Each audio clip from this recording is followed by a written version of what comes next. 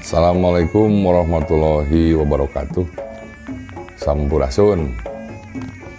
Dina basa Sunda aya kecap gorewal. Eta teh kecap panuduh, kecap anu nuduhkeun kaayaan. Sami sareng golempang, gurinjal, gedebug, gedebut. Ari kecap gorewal teh nuduhkeun kaayaan anu labuh di cai.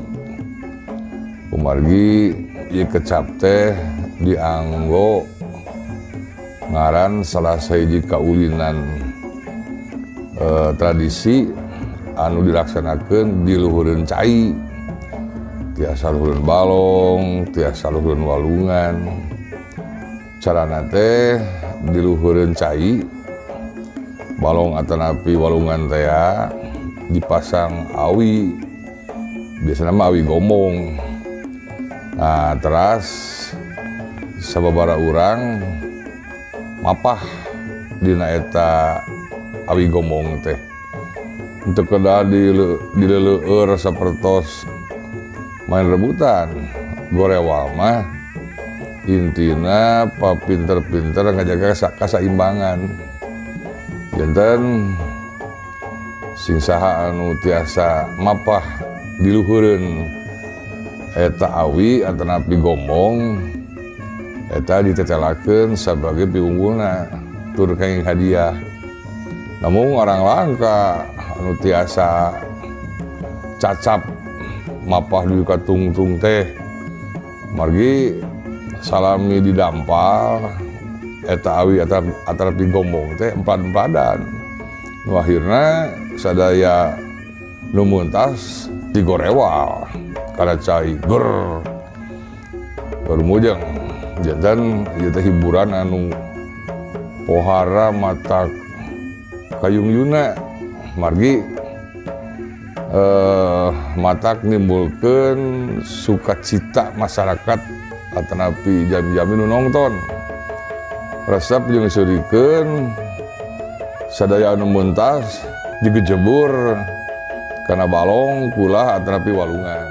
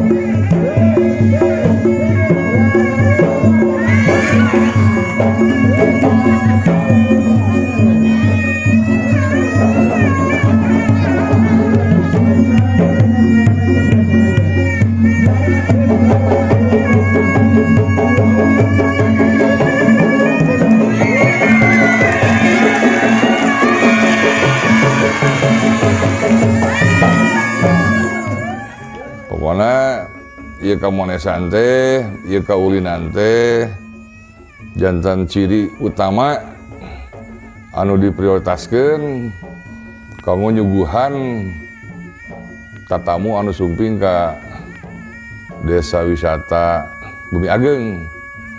Naon margina diprioritaskeun margi ais pangampih desa wisata Bumi Ageng gaduh anggapan atau gaduh tujuan sakur tamu anu sumping teh kedah dibagiakeun ku pintonan-pintonan atanapi pagelaran anu matak gumujeng.